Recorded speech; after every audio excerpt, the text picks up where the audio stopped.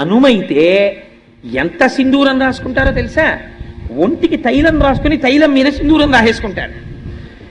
ఎందుకు ఆయనకి అంత ఇష్టం సింధూరం అని అడిగారు. ఆయనకి ఇష్టం కాదుట. ఒకనాడు సీతమ్మ తల్లి స్నానం చేసి పాపట సింధూరం పెట్టుకుంటుంటే స్వామి హనుమకి ఎప్పుడు ఆ సీతారాముల దగ్గర తల్లిదండ్రులు ఆయన హనుమత్ రామాయణము అని ఆయన రామాయణం రాసుకున్నారు.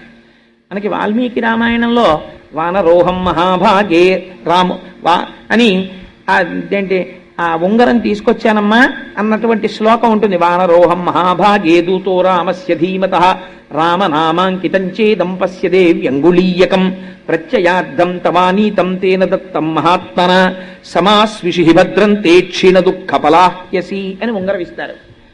హనుమ రాసుకున్నారు రామాయణం, హనుమద్ రామాయణం అంటారు దాన్ని. హనుమ రాసుకున్న రామాయణంలో ఏమని రాశారో తెలుసా అండి? సువర్ణం సువర్ణం సువర్ణం సువర్ణం